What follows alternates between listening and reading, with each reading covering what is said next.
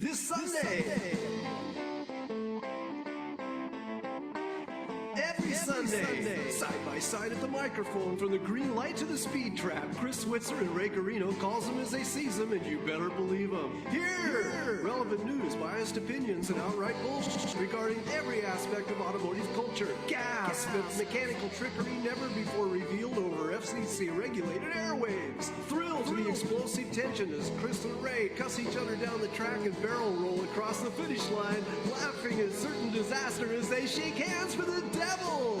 All that and much more this Sunday at high noon on the Motormouth Radio Hour. Call in and speak live with the Wizards of Speed and live feed, Chris Switzer and Ray Garino. Bring the whole family. Kids under 12 get in free. Every Sunday at noon on WHPC. Take the Long Island Expressway to the Meadowbrook Parkway and look for the sign saying no parking on the expressway and no express service on the parkway. Go right on Highway 24 to Garden City. All-day parking includes pit pass. Sunday!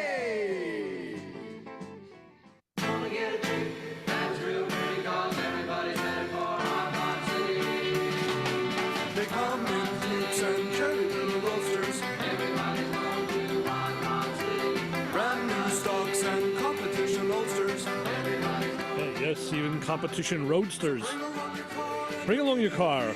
Come along with me. Hot Rod City is the place to be. You know where you're going to? Hot Rod City. Yeah, another version of a cool old song here on Motormouth Radio. Long Island's only automotive talk show, Chris, with your hosts, Ray Guarino and Chris Switzer.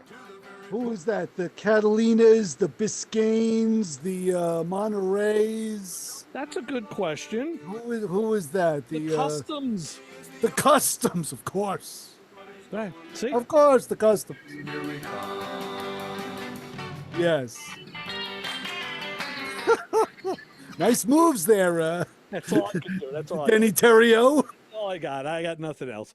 So, yes, we're here again to talk about cars and car stuff. And we have we have a special guest today. We have Mr. Carl Anthony from Automoblog.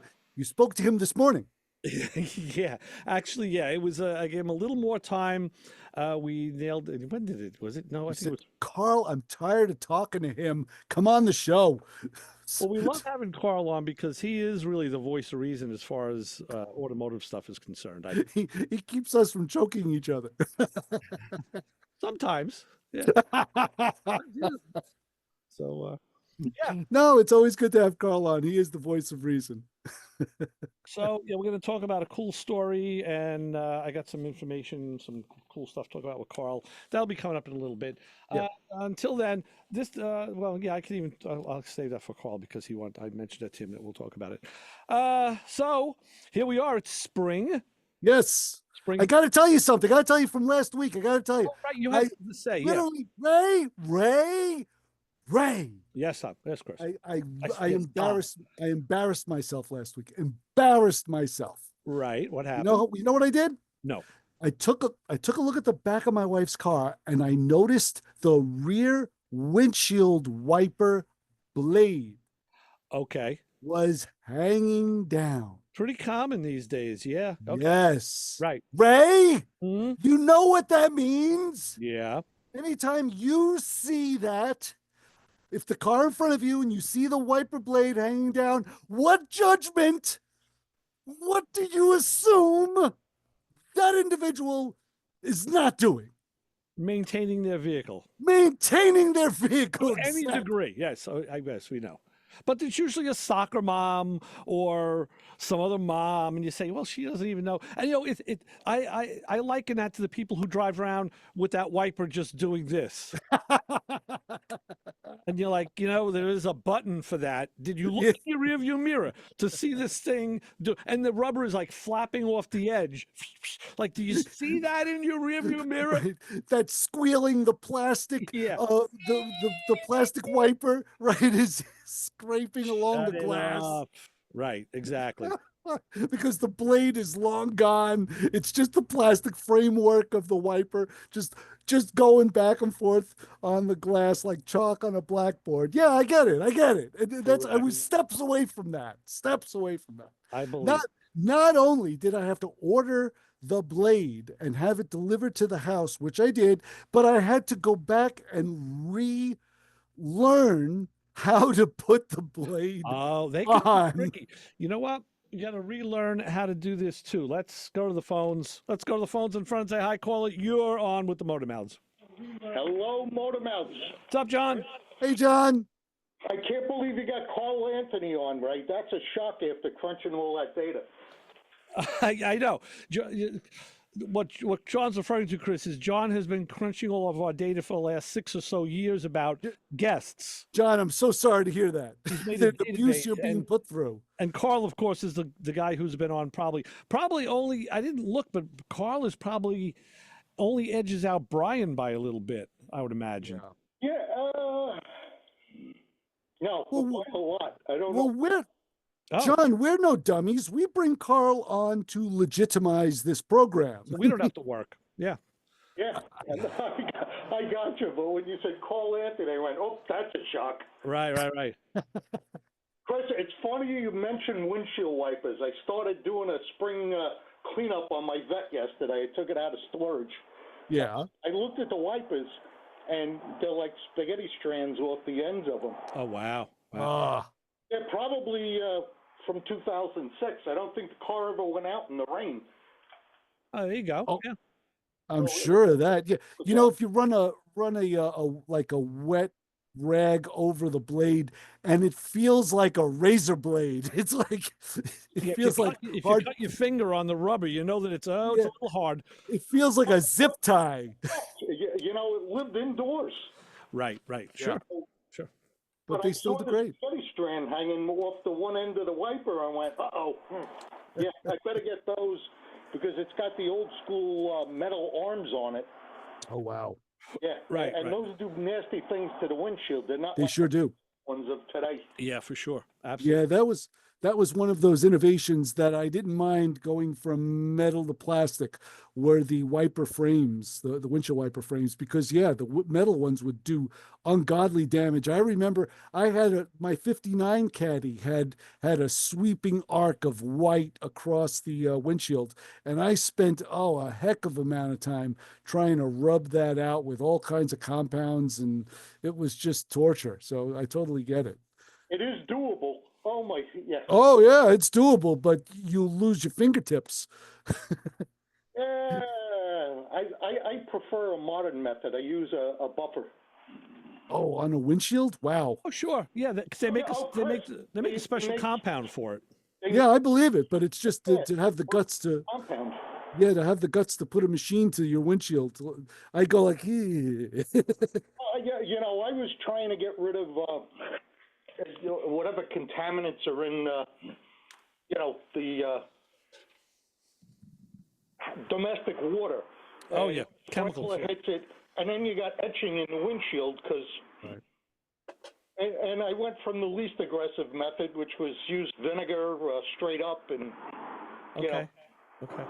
But They say one of the urban legends is toothpaste. The same thing that they say to use for headlight lenses, which you know, it does have the right toothpaste does have a little bit of a grit in it, so it can make some kind of a oh, difference. absolutely. But you know, I was shocked because I started to look up at some of the detail places, and I ordered. I have a tiny buffer. It's a 3-inch.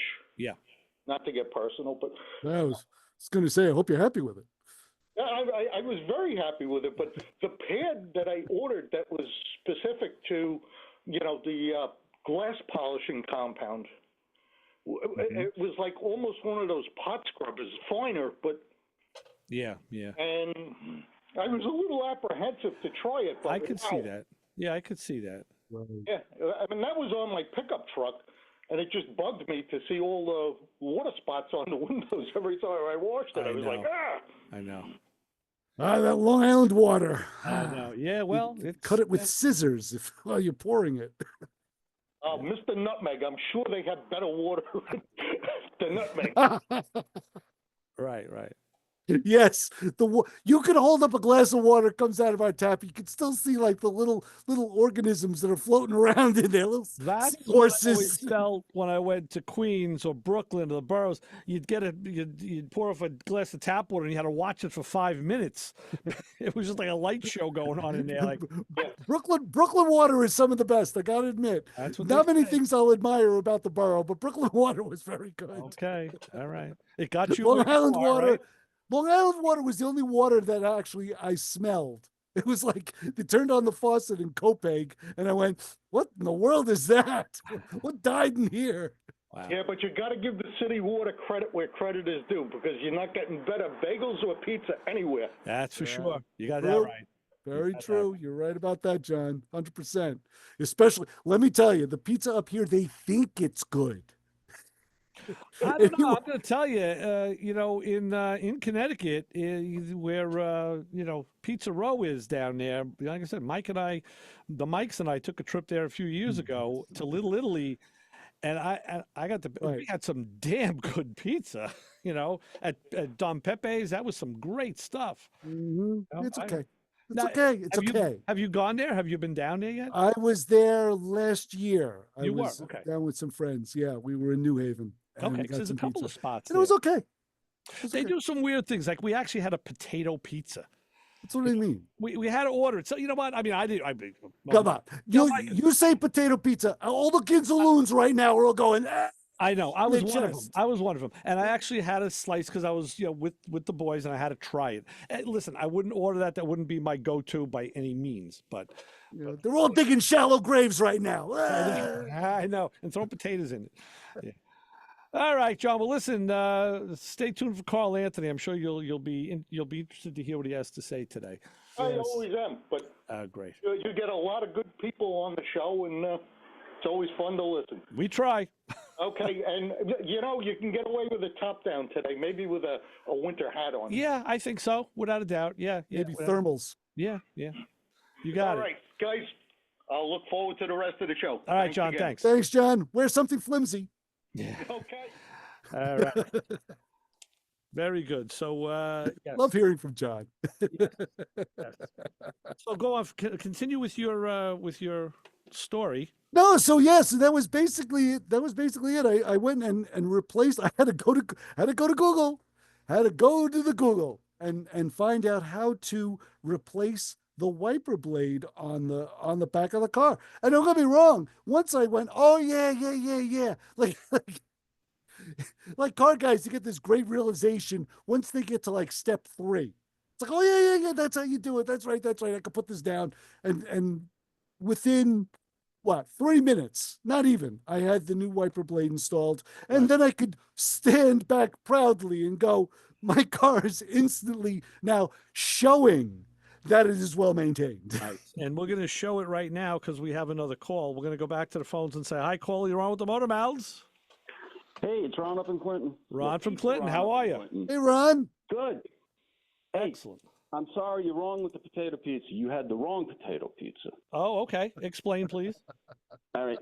It's thinly sliced Yukon Golds, Fontina, fresh rosemary, fresh garlic. Wow. To die for. You got the recipe. Oh, that sounds good. You know what's funny, Ray? Last time you mentioned pizza, Ron called. Okay. Yeah, that's right. Yeah. Right. Now we know how to trigger Ron. If you're coming up to Syracuse Nationals this year, stop by. We'll make you one. Or the next time I come down to the island, if I'm there on the weekend, I'll bring you one. Sounds good. Wow. Sounds good. That sounds like an offer. So, anyway, well, potato pizza is to die for. All right. Well, I did have it up in Connecticut, and I said I didn't die from it. So that's good. Well, that's always a good thing. And now I will post a picture of the potato pizza. I forget if it was from Frank Pepe's or if it was from the other place that was up there. There were two combating. That's the one that's in New Haven? Yes. Yeah. See, if you go to New Haven, you have to go to Louis' Lunchwagon for the cheeseburgers. Oh, out of 95? Uh, It's probably out at all the food trucks, right? No. It's the birthplace of the hamburger. Oh, okay. Oh, that's yeah. Where's that? Yeah, Oh, Louis' Lunchwagon. And they don't serve it on. right, lunch wagon. It's toast, and cheese and tomato, no ketchup. You're not allowed to have ketchup. Right. Oh, I mustard? just heard about this No, week, no Ron. condiments. No Oh, condiments. okay. But if No it's- condiments. They're like the soup Nazi when it Yeah, comes down to stuff yeah, like very that. much so. Yeah, no ketchup for you. Right. Yeah. Exactly. Yeah. Yeah.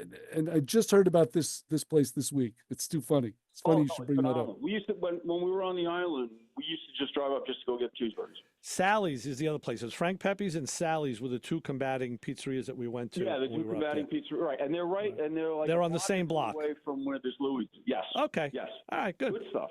Excellent. Yeah. Well, thanks for that, Ron. Thanks, Ron. All right. Thanks. See ya. All right, bye-bye. All right, and now we go from pizza to probiscus. I don't have anything. Pungent, I got, propelling. Yeah, Boy, pro got- biscuit. I'm pro pizza after that phone call. I got nothing, but I do have Carl Yes. Anthony in the studio with us right here. So, Carl, it's great to have you back again. Thank you for coming on. Hey fellas, good to see you again. And Ray, when you sent me on Friday afternoon, Oh, wow, that long? That much Yeah. of a holy Yeah. smokes, Carl. And you said yes? You I had had a time whole to think. had a whole 48 hours advance notice, which is about a world record for, me being on this For program you to accept. for me to Carl, accept. let me interrupt you for a second, please, so we're gonna take a caller and we'll get back to that. So Yeah. let's go to the phones and the fun and say hi, caller. You're on with the Motor Mouths and Carl Anthony. The phones are on fire. Yeah, hi. This is Stephen from East Meadow. Hey, Steve. Hey, what's going Steven. on? Steve? Good. I called you once when I was in Hawaii, if you remember. Yes, I remember. Yes.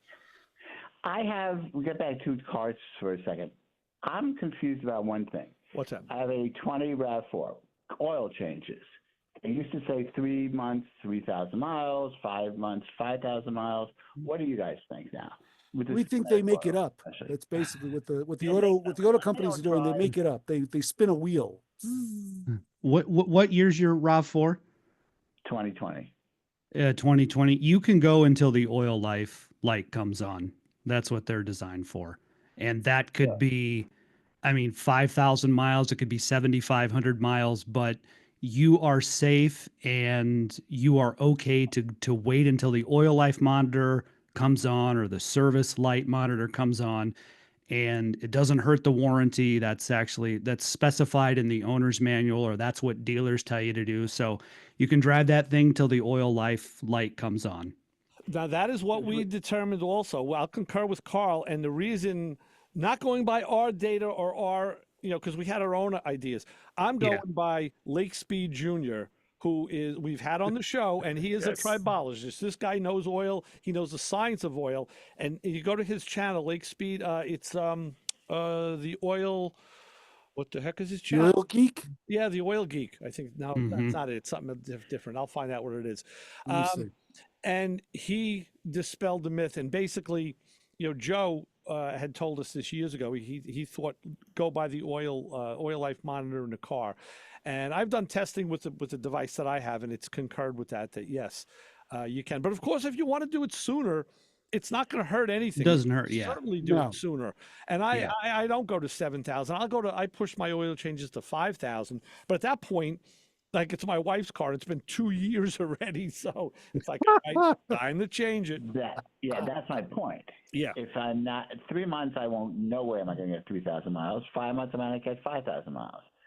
So it really depends on miles, and then when the oil or the service light comes on. Okay. Yeah, Yeah, absolutely. And on our car, I like to rotate the tires at the same time I do the oil. And so I'll go a year and a half or so, and then I'll say, okay, enough. I'll check the monitor and see where it's at. And even if it's like, it could be, this time I did it, it was the least it's ever been. It was down like 27%. I said, okay, that's it. We're done. No, I'm with the guys, Steve. I will go like 7,000 miles is probably the average right now. I'll take it a little less. I'll go like 5,000 miles on a newer car, but because I drive older cars, older than 2020, I kind of bring it back to like 4,000 miles on an oil change. And I do what Ray does. I'll rotate the tires every other oil change because I don't feel like hurting my back. Oh, I do it every time. Yeah, I do it every Yeah. change. Well, Ray's got a lift. He does it like a gentleman, like an educator. And on some of these new cars, especially in the last 5 or 6 years, a lot of them, when they were sold new, they're sold with complimentary maintenance type programs where they're like, okay, for the first 2 years or 3 years, you get complimentary oil changes or tire rotations. That is dependent on the oil life light turning on. So you just can't go into the dealership at a random interval and say, hey, I want to use my, free complimentary maintenance. There's a whole sort of, I guess, for lack of a better word, a system that they track, but you really have to wait till that oil life light comes on to show that you're due for service in order to use that free oil change. So depending on how you drive, that might only be once a year. The tricky thing is, and I've seen this just when I was a service advisor, this has been back 15 years ago, but when some of those programs were new like that, you would get somebody that would say, I don't know when my oil life monitor is going to be coming on. It's got to be getting close. I'm at 5,000 or 6,000 miles and I've got a trip coming up for the holidays and I'd like to change my oil before I take off for Thanksgiving or Christmas or whatever. Sure. But technically, I was a Cadillac service advisor. So this is back 2011, 2012. Technically, we couldn't do the oil change under warranty until that oil life light came on, which could get frustrating for consumers. Now, I don't know if it's the same way today. And we had some creative ways like back end at the dealership paperwork where if Ray or Chris, you came to me and said, oh, I really got this trip coming up. I got to be getting close.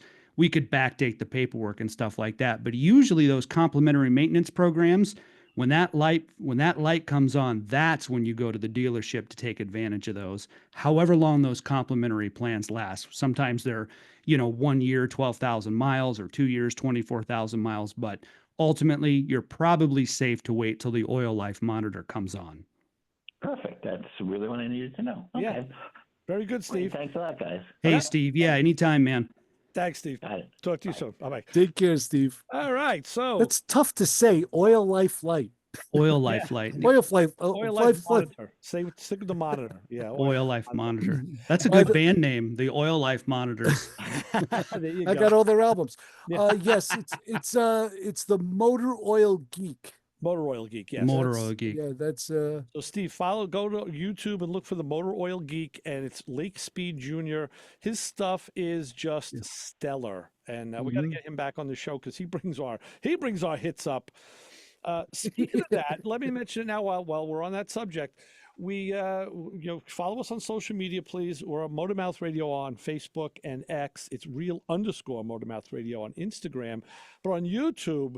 This show will go up on YouTube later, and now it's going up on both channels. And I'll tell you what, we have Motormouth Radio, which was our old YouTube channel, and we have Motormouth Video, where we was the new and improved channel. But I put this show on both channels last week. More hits on Motormouth Radio than on Motormouth Video. All right, so the original still wins. Yeah, so go up and watch and see Carl and check out his great wall display behind him. And yes. I'm always looking at the models. Things change. I like that. Things move around. So Carl, you'll see my radio face there too. Yeah. Well, all of us. Some I mentioned to you, Carl, that I want to talk about. Yes. This is a great piece I saw out of the paper. We're going to get to the other thing later. That's the best. But yeah, BYD. I never heard of these guys. I thought it was BVD. Okay. They make briefs. Yep. It's China's largest EV maker. I never heard of these people. Yep. I mean, Carl did. They've announced an ultra-fast EV charging system that it says is nearly as quick as a fill-up at the pumps. Right? Yeah. The company said its flash chargers can provide a full charge for its latest EVs within 5 to 8 minutes, similar to the amount of time needed to fill a fuel tank. And it plans to build more than 4,000 of these new charging stations across China. And my question is, what kind of lightning whirlers are they throwing down those pipes? Yeah. We talked about this on Thursday night's Plane and Traffic show, and Jim, who has some information on this, said there's like layered batteries now where it could be working on like banks of the battery it's separately. So it's not really a full mega charge. It could be, split in half. Carl, do you know anything about that? Yeah. How do you keep it from baking itself with such a high rate? A little bit of Pam. Okay. Yeah, That's a little good. bit olive oil and stuff like that. I'll bring the marshmallows too. That'd be good. Exactly. So, admittedly, fellas, I don't know the technology exactly behind this. So I don't want to speak and give anybody false information, but here's what I do know is that there has been a constant push in order to get these DC fast charging stations on par with what we've always known in this country anyway of you stop, you get gas, you fill up, you grab a coffee, and then you're back on the road in, whatever it is, 10 minutes. So for example, I drive a lot through Chicago. You stop at an Oasis, you fill up, you run in, you hit the bathroom, grab some food, you're back on the interstate in 15 minutes. And so that has been a barrier to EV adoption. How quick can I get back on the road? And I think that it's probably also, I think it's the charging units themselves are becoming of a greater density and a greater performance, but it's also the battery systems of these vehicles that can accept that rate of charge. As an example, the new 2026 Mercedes-Benz CLA that was introduced recently that will be here in the US market, if you have either the CLA 250 Plus or the CLA 350 4MATIC, and there's a DC fast charger, 320 kilowatt DC fast charger, you can recharge from pretty much like 10 to 80% in 10 minutes, 320 kilowatts. That's 300,000 kilowatts. Yeah. Yeah. Kilo is 1,000. Mm-hmm. So we're looking at, this is like megajoules. Yep. This is so crazy. So I'm I'm a hardware guy. I want to see the hardware that's going to do this. The point of connection is where the rubber's going to meet the road. Right. That's where it's going to work or it's going to fail.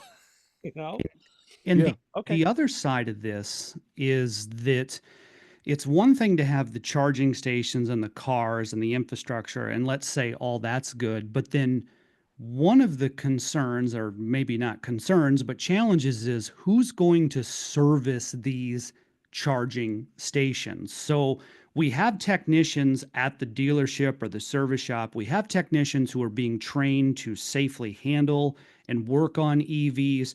We have people that are installing the charging stations, but what about the people who are going to maintain them? So Ray, you pull up and maybe like the screen on the charging station is out, or it's not been cleaned off because of the snow and things like that. So there's a company here in the Detroit area, they're called Skill Fusion, and their job is basically to put together these training programs for these types of technicians in cities all over the country. And the idea they have is very similar to like a DoorDash or an Uber, where it's you work when you want to work. So Chris, Ray, me, let's say that all of us are as part of this system. I'm in Detroit, you guys are in Long Island, and then you say, hey, I want to make some extra money. So on weekends, in my app or whatever it is, I basically tell the system that I am available to go out and service these charging stations. So then Ray, you get a call, oh, the credit card reader isn't working. So then Ray, you would go out, you would examine it, fix it, and then you get paid a rate for doing that. So these charging stations kind of have multiple, I would say, challenges. One is getting them to be quicker, but then the other side is once they're in and fast and we can recharge an EV as quick as we can fill up a gasoline car, then who's going to service those stations? That's the other side of it. I'd say it's guys with big rubber gloves and boots. Yep. Yes. Yeah. They're doing science. Exactly. It's Doc Brown science. So let's do some science now. It's already the bottom of the hour. Let's take a quick break and we'll get back to the fun at hand, because I have a piece we're going to talk about.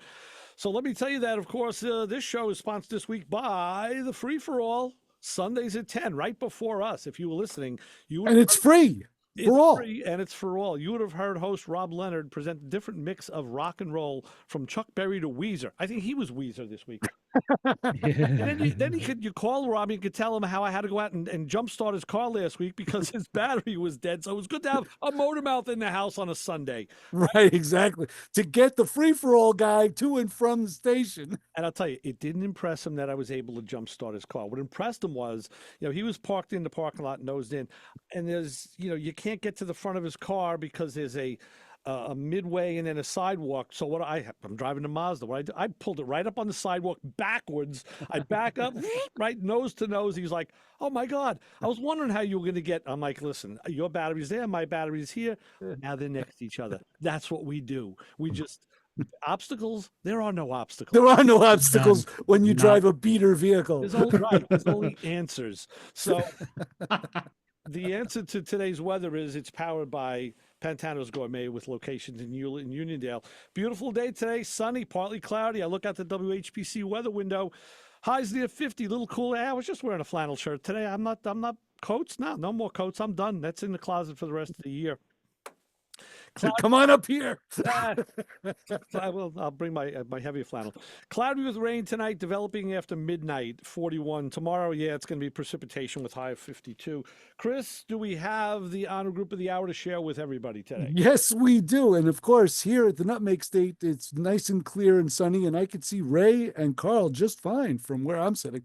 But the Motormouth Radio honor group of the hour this week, with all the new car technology and drivers clamoring to install aftermarket technology in their old cars, the Motormouth Radio honor group of the hour this week, if you have a vehicle that is equipped with real wood. Is it something really old, like a Ford Woody wagon or a Chrysler Town and Country Cooper convertible with real wood applied to the sides of the vehicle? How about something British, like a Morgan two-seater that still uses ash wood for the body frame, a traditional coach building technique?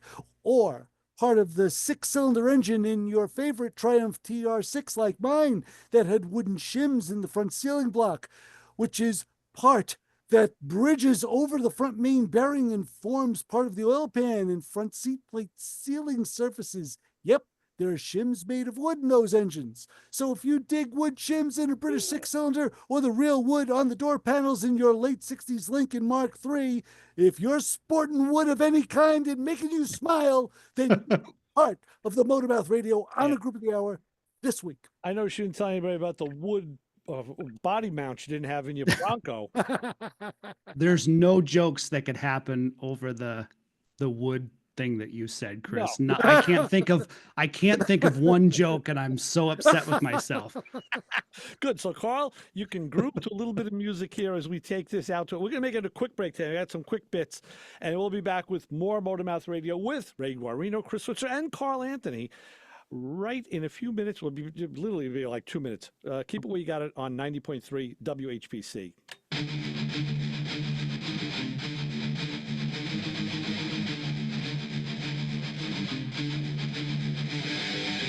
Shut up, sit down, you fool. Welcome to school.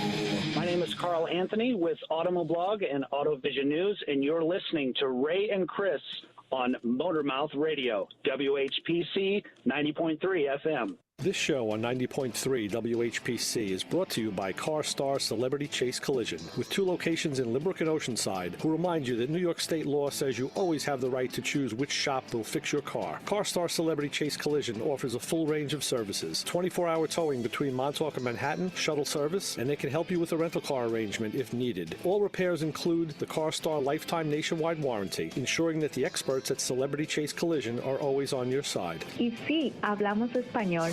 More information is available at 516-593-0920 or online at celebritychasecollision.com. This is Dennis Pitzenberger from Sticker Shock, and if you're not listening to Motormouth Radio, boy, you are lost in the smoke of the burnout. Make sure and tune in each and every week because these guys are exactly what you want to hear. Real car guys, real talk, every single weekend. Hey, you, get over here. Every Sunday, 12 to 1, you are going to tune in to hear the Motor Mouths, my friends Ray Guarino and Chris Switzer. 90.3 FM, WHPC. You might learn something. Hey, you want a better world to live. If the future depends on Yeah, you might learn how to sing like this. I see Carl doing it. He's doing a very good job of it. I was grooving. You know, Chris is under the desk right now, cowering with his. No, I need a cough drop after. Well, yeah, I know. So that'll be a quick break. We're back, Motormouth Radio, 516-572-7440. Carl, I want a story we talked about. Yes. Chris, this popped up. You know, everybody knows now that I read old car magazines, and I happened to get to this one. Yes. In my repertoire. Okay. High performance cars. We know who the editor was, our good friend Marty Shore. Yes. This was volume 13, number 7 from July 1970. And in it was this article. It was a kind of Confessions of a Street Racer. And I thought the guy looked familiar to me. I don't know. I wasn't too sure. He looks like everybody you've ever grown up with. What are you talking about? He's got a full head of hair and a Goomba mustache. I mean, come on.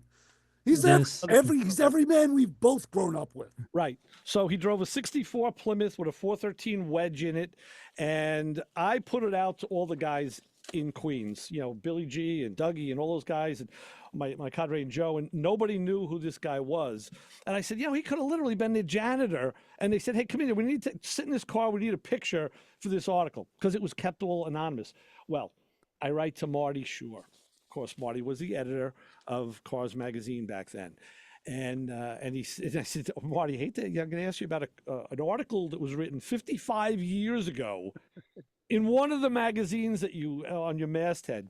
And he said, get out of here, kid, you bother me. He says, no, first off, the racer's name is Pat Lano. He goes, he knew who Okay. he was. He lived on Long Island, and he passed away a couple of years ago. Very nice guy, very successful on the street, friend of Motion and Joel Rosen, and he believes he later raced a Chevy Love and a pickup with a big block Chevy.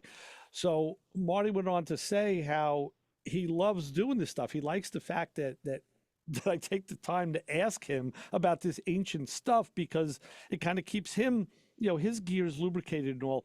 And I said, wow, you know, this is so phenomenal. A guy like Marty Shore, what do you say about that? You know, Carl, what? Well, when you sent me this, Ray, and of course, I mean, I knew Marty Shore was the editor of this, and just even the title, exclusive interview, Confessions of a Street Racer. Our mystery guest answers all those unanswered questions about street racing, and as a bonus, passes on some track performance tips, which the more you go into this article, you know, the more you just get enamored by it. And so it's in this Q&A format. Cars is asking the questions, and then it's just got MG for mystery guest, which is Pat. Who did he say? What was the last name? Pat? Lano, Laino. So in one of the questions, Cars ask, what is the main attraction of street racing over the strip? Do you really think it's worth it? Now, in 1970, they had MG mystery guest, but now it would be Pat. Right. He says, quote, if I didn't think it was worth it, I wouldn't be making the scene as often as I do. In fact, I'm always running every night as long as it's dry outside. So Pat goes on, and this is the section that really stuck out to me, that the challenge of street racing is that you don't know what the other guy is running, but the other guy doesn't know what you are running. So Pat goes on to say, the challenge of trying to take on a 396, 375 Camaro or a 435 horsepower Vet or even a street Hemi, and I've been pretty lucky. Chrysler Corporation dropped my street wedge years ago because it was obsolete, yet I haven't met the modern 383 or 440 wedge that can come near me. That's the stuff I love reading when he talks about the modern 383, the new cars with the at 440s, which of course now are that much, you know, 55. I like the fact that he's making the scene. I think that's Well, very 1970s right there. Listen, you got to read a Joe Oldham article, and you want to hear some lingo. Marty kind of tosses it in there a bit with his own thing, but Joe really kind of let it all hang out. They were very, very hip guys back then. Even though they were older, they were still hanging. They were still making the scene. They were still making the scene, making this, making a scene with a magazine. That's out of a From years ago too. Oh my God. And then Cars asked, like near the end of the article, it's the guy who wrote this is Stuart Yale is the writer, and Stuart Yale asked, many enthusiasts as well as, and in quotes, just plain citizens. Many enthusiasts and just plain citizens feel that the street racers are ruining it for legitimate drag racing and are a constant threat to motorists. How do you feel about that? And then Pat says, actually, I don't feel that it's hurting the sport. Probably the biggest threat to the sport of drag racing comes from the ladder climbing politicians and many of the track owners themselves. If track owners started treating the little guy decently and more tracks opened up for grudge racing, the sport and the street scene would be a lot better off. They're still saying that today. And right around that time, that's when racing started getting more and more monetized, more money based, and edging out. And every step edged out more of the smaller guys and the independents. It went to those big corporations like it is today. No, you're right. It in today. So he was back on Connecting Highway, by the way. That's where his street racing was done. And even then, back 50, 60 years ago, there were more roads that were desolate. So street racers did have an opportunity to run without getting themselves killed or killing anyone else. Now with the population just increasing and increasing and increasing, all of those roads, all of those advantages are not But then again, available Chris, anymore. back then as now, guys will go on the Clearview. And but like at 2 a.m, and they'll just like block. So the traffic is very light at that time. I mean, now what you have is the modern kids are going out here on Long Island, and they're just doing these street takeovers where they're just doing donuts and I mean, ridiculous. Donuts are like 30 feet wide. People are falling out of the cars. It's ridiculous. People are getting hurt. They're not really racing. They're just burning off tire rubber. But yeah, I mean, like we say, we've had Dina and Drew Precy on the show many times, and we don't really condone the street racing. But back then, it was very alive and well at a place like Connecting Highway, where it was, it was something, an everyday occurrence. Let's go back to the phones and say hi, caller. You're on with the Motor Mouths. What do you got to say about street racing? Not a lot, right? We've all done it, and hopefully in the least detrimental spot. Ocean Parkway, in February, you could street race your butt off there at... Yeah, the only problem is the road surface isn't so great. There's a lot of dips and there's cracks. Yeah. Ocean Parkway used to be nice, but not anymore. Yeah, I think that was by design. Yeah. Yes. No, I remember my father-in-law telling me a story. And I know Chris is a Long Island guy. But, in the early 60s, he was out in Rocky Point. Oh, wow. And, Friday night, Saturday night, they'd have drag races down a road that went really nowhere. It was miles of dead end. To that point, he's right. It's farmland. To that point where John is right now, just a few years ago, you would never hear that traffic that you hear in the background because he was across from a farm. So, I remember my father-in-law telling me there was one Friday or Saturday night that him and another guy went racing down that road, and somebody decided to have a hayride. Oh, no. Some of them are going side by side, and here's a guy with horses and a hay wagon. A wagon full of people. Wow. You can't anticipate everything. Right. Well, at the organized street race events, like at Connecting Highway, there were people on the starting line. There were people mid-track. There were people at the end. So there were people along the way that kind of kept other stragglers. I mean, they did it between exits, so you couldn't just come in anywhere. But they did stop people from, if anybody wanted to stupidly run out onto the, the Clearview, they would stop. They stopped that. But it is what it is. But it's just an interesting, just a slice of life, John. It's just a little slice of life article that's. We all grew up doing it, and it felt right at the time. Yep. Now as we age. Yep. It doesn't feel so right. Now you go put wipers on your Corvette. Yeah. Around at 30. Or you change your oil only when the light comes on. You know, That's my next question. And I've listened to Lake Speed. He's been on the show. And Carl, no offense to you, but for a car that you don't drive, if I put 1,500 miles a year on it, I remember Lake saying, if you got a 50-year-old Castrol, throw it away. Right. Yeah, agreed. Stored, he proved that it was that it went bad. Yes. The additives separated. Correct. I remember correctly. That's correct. Yes.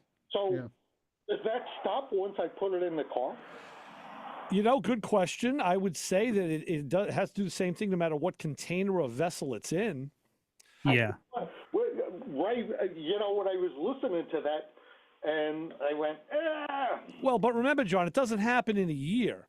This is stuff that he took off his father's shelf that had been sitting there for like 30 years. Yeah, but he also talked about climate control. He did. Where it was right. Oil. That's why now I bring my oil into the house in the winter. I have cases of oil sitting in my den because I used to keep it in the garage. Now I bring it into the warmer environment. That's right. Yeah. Same as I do. I have a heated garage, under the house, and I keep all of the oil that I use. And again, that's why he said with your classic car, the beginning of the season, hey, you take it out, you're going to clean it up, check your tires, dump the oil, change For it, sure. get it out right first thing in the beginning of the season. And, especially if it's been in an unheated space, as he said, temperature is right. the killer. So that's really the thing. You just have to take all those pieces of data and make them work for your situation. Absolutely. And that's it. So I'll be doing that with my own car very shortly. So back when I was a service advisor, and this has been a while, this is back 2010, 2011, 2012, when we had factory GM training for Cadillac vehicles, the recommendation at the time for like an Escalade, let's just say like an Escalade at the time, at 50,000 miles, you do a full flush, not a fluid exchange, but a full flush at 50,000 miles of your coolant and transmission fluid. Then 10,000 miles later, at 60,000 miles, a flush of the brake fluid and power steering fluid. This is before electronic systems. And that was the general rule of thumb. However, the factory reps from GM that came into our dealership to do the training said, you have to keep in mind, this was in Sioux Falls, South Dakota, where I lived. They said, you have to keep in mind that many of Escalade customers are going to be towing with it. You live in South Dakota where you have horrendous winters and cold winds. So these are normal. This is what we normally recommend, but use case. So if you have an Escalade customer that's a Sunday driver, this maintenance schedule is probably fine. But if they're constantly towing, if they're, driving a lot in these harsh winter conditions, then you might have to evaluate that. And what we ended up doing for a lot of people was just saying, like, if Ray owned an Escalade, we'd say, look, Ray, you're going to be back here in 10,000 miles to do these, brake and power steering ones anyway. So some customers would just do all four at 50,000 miles. Or if they were close, if they were in for an oil change at 40,000 miles, we'd say, well, you're really close, and here's what the factory recommends, but we do live in South Dakota. As a customer, your call. What do you want to do? Sometimes they would wait. Sometimes they would do it early. So it depends on your situation and a lot on how you drive. Mm-hmm. Yeah, makes sense. Makes sense. Sure. How does that saying go? Well, it's not even a saying. I think it's your mileage may vary. Yes. Yeah. Exactly. 100%. That was genius. Yeah. And that factory stuff, like waiting till the oil light, I am sure that is configured on an average of like, okay, what does the average American drive? What's their normal driving habits like?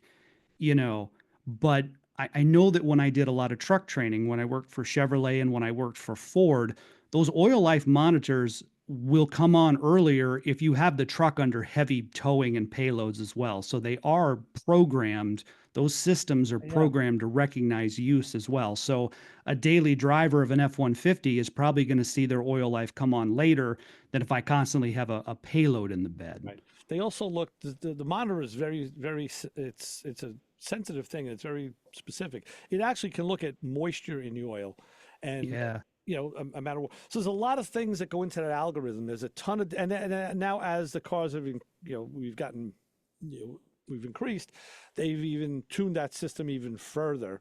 So there's a lot of data that's encompassed in that. So, but for us guys with older cars, just do it. You can do it every year and, or every year and a half, whatever. It's, the big argument that Lake dispelled was, do you do it at the end of the year before you store the car? Or do you do it in the beginning of the year when you take the car out? And he said, yes. Yes. Yeah, Yeah, he right. did. I've heard that too. Yeah. Mm-hmm. So we all make. Listen, I've done a variant of all of that with all the cars, and I haven't lost one yet to any kind of an oil failure. So Right. there's the other downfall. No sludge has been built up in any of the cars. So All right, John, I hope that answers the questions. Yeah. All right. Mileage may vary. Right. Mileage may vary. Right, exactly. Have a good one, friend. Thanks, Cole. Thanks, Chris. Thanks, Ray. All right, John. Anytime. All right. Anytime. Thanks, John. Very That's good. right. So, And people don't think that we live in an extreme condition. You here in the Northeast, I know Carl does. I know you live in an extreme condition. And it's the same All right. here. I know. Well, Yeah. there is someone who lives in an extreme condition. Hello, caller. You're on with the Motor Mouths. Well, greetings from Montana, guys. There we go. Talk about extreme conditions. Doc Indeed. from Montana. Tell us about it, Doc. Well, I'll tell you. I think winter is just about over.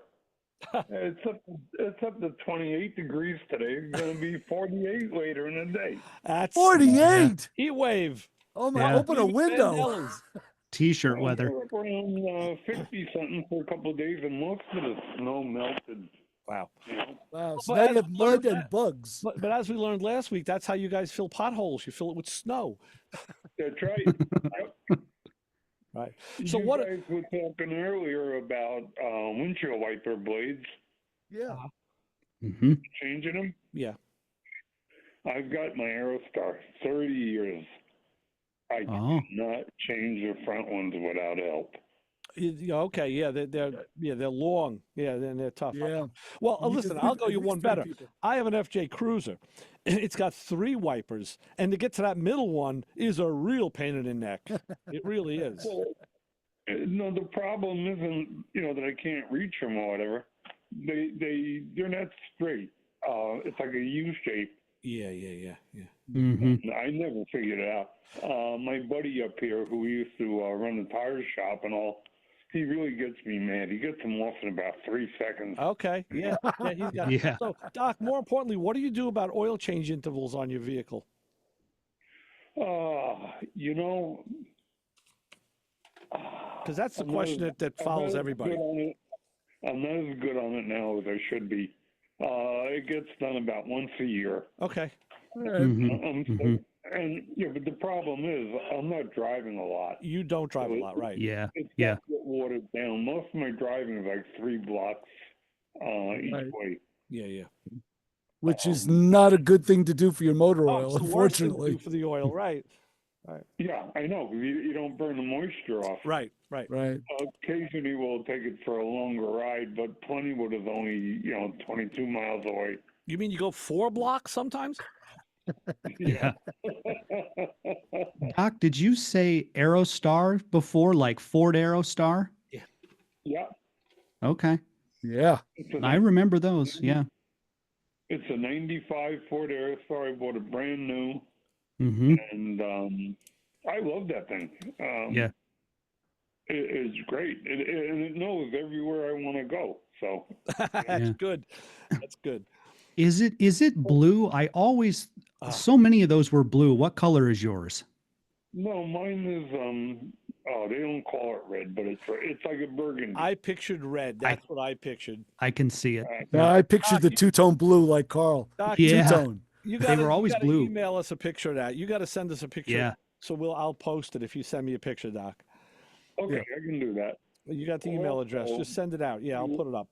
I remember the Aerostar well when the whole minivan craze came through. I lived in rural Iowa where I grew up, and the minivan craze came hard with the Aerostar. And there was was there a Pontiac Montana or the Pontiac? They had a van. They had a version. Yeah. I don't think it was the Montana. The Montana was newer yet. It was the something. I'll think of it Yes. now. But No, the there was GMs were the Well, anteaters. there was the Aerostar. yeah, Ford was the Aerostar. And I Right. had Venture. Oldsmobile. I had the Dust Oldsmobile. Mountain, the The silhouette. silhouette. Silhouette. That was my Yes. Silhouette. Right. Yeah, And those are the Pontiac- anteaters. Pontiac had their own version of that. The which- trans something. What was it? And it did it. You're right. It did look like an anteater. It looked like a giant vacuum cleaner. Yeah. You know, I tell you, with guys, that futuristic drove window. that to Canada. That thing got great gas mileage. So what Oh, is believe it. Chevy was the Venture? Was it Venture Chevy, and then the Silhouette Oldsmobile? I keep getting them confused. The Chevy had the Astrovan, which was the rear driver, like Astrovan. That was a small stubby nose one. The Astro. right, Astro. like Doc's Aerostar. They were Yeah. rear drivers, but the ones you're talking about, the anteaters, were front drivers. They were front drivers. Right, Because- Lumina. There was a Lumina. Lumina. The Chevy was the Lumina APV, I think it was. Yes, because there was the Lumina sedan. Yeah. What was the Pontiac? The Pontiac something. But that was the response to Chrysler and Dodge, though, putting That's out it. and Plymouth, the Plymouth Voyager and the Dodge Caravan. Mhm. Yeah, they kicked it all off in the early 80s. That was Lee Iacocca when he presented that idea to Ford, and then Ford didn't want it, I guess, is the story. Right. And then That was it. Yeah, he took it over to Chrysler. So there's a 2015 documentary directed by David Gelb called A Faster Horse. 2015 documentary, A Faster Horse. It's about the development of the Ford Mustang at a time when the economic turmoil in Detroit was at its highest. It follows Dave Parasak, who was the chief engineer, and they follow a little bit of the story of Lee Iacocca and the origin of the Mustang and how it came together. At the end of the film, they talk about how he had presented the idea for the K cars and the minivans to Ford. Ford didn't want them, and then ultimately he took that across town to Auburn Hills to Chrysler, and that's how we got the minivan movement. And then Ford and GM responded. But I remember we took a vacation somewhere and we rented one of those Pontiac vans back in the day. I remember that. And you're right, Chris. Like Anteater is the visual. Transport. Glenn just sent me a text. It was a Pontiac Transport. And there was Pontiac also Transport. there was also the Transport, and there was the Montana. I remember that one. Pontiac Montana. I'll tell you, Yep. from owning the Silhouette, that wiper, I think it had a 28-inch wiper. It was a whip. Yeah. But I'll tell you, the other thing that was cool about it was it had all the back seats were all bucket seats, and they were all removable, and you could move them around different positions. So when the kids were fighting with each other, I've literally stopped up on like 684, at a time, pull over and move the seats and separated them. Said, "Good, you sit here, you sit in the back." They're like 10 months later, can we move the seats back? No. Yeah. Now it's all electronic, but back then you were hauling those things out manually. Right. Yeah. So that's cool, Doc. That's it's good to know that Montana has the same issues that we do, but just Talking about moving the seats, I have a three-position, bench seat that comes out, and you need two people. That thing weighs 400 pounds. Yeah. I didn't always live in Montana. I used to live in North Babylon, on Long Island. Right. And you were talking about street racing. We had a road up there. It was the extension of Deer Park Avenue. It was called 231. Yeah, 231, sure. And they talk about the drag racing all over the country. That's where Chassis John made his bones out there on 231. Yeah, with the Firebird. Yeah. Yep. God rest his soul. Yeah. And now 231 is a stop and go traffic nightmare. Oh yeah. Pretty much. 2 a.m, you can still see some a couple of hot cars out there. I don't know where Kim is. It's going to be hot for her to do her I show. lived a couple of miles from there, and I could hear them. Yeah. Oh, I'm sure of that. I am sure of that. But yeah, Yeah, and that's what I've always said is that with the population growth in all of these areas that had all of these great boulevards to go racing around in, there are no more. It's a shame. And people were getting hurt. And that's why, the street racers got a bad name. Right. Yeah. Let me try this. Yeah. Well, and then of course the Aerostar. What a blast from the past! That was one I The had. show is starting. It's so funny, Carl, because everyone I know that owned an Aerostar or owns an Aerostar loves them. That's just it. Loves them. Yep, just looking it. for another one. Yep. I mentioned before I used to do training. I was on Chevy's national truck team, and one of the things we heard from consumers all the time was the Chevy Avalanche. They were like, when are you bringing the Avalanche back? When are you bringing the Avalanche back? When are you bringing the Avalanche back? And then for a time, we had a model called the Silverado High Desert that we would take around to like NASCAR races and stuff and different state fairs, the High Desert. And from, you know, a few yards away, it looked like an Avalanche, and consumers would run up to it at state fairs. They go, "You brought the Avalanche back." You go, "No, actually, there's no pass through. It's not. It just looks like the." I'll tell you what, guys. Doc, we got to go because we're at the end of the show. Thanks, Doc. Hey, I'll talk to you again soon. All right. Yep. Paul, be safe, Doc. Thank you for coming on as always. My pleasure, guys. We're at the end of the show. Kim is coming in to do Thunder Road, so stay tuned. I know you will because you love her show more than us. Carl, of course, it's a pleasure to have you on. It went super fast this time. We'll get you. Always does. We'll get you back again, and we'll do it again. Chris, we'll see you next week. Yes, always. On Motormouth Radio. So for Carl Anthony, Chris Switzer, Ray Guarino, Motormouth Radio is over and out, and we'll be back next week. What do we tell the people in the parking lot waiting for me, Chris? Don't follow us home unless you got an Aerostar. They're pretty cool. There you go. Okay, thanks. We'll see you next week. Thank you, Carl, from 90.3 WHPC, Motormouth Radio, signing out. See you. See you, bye.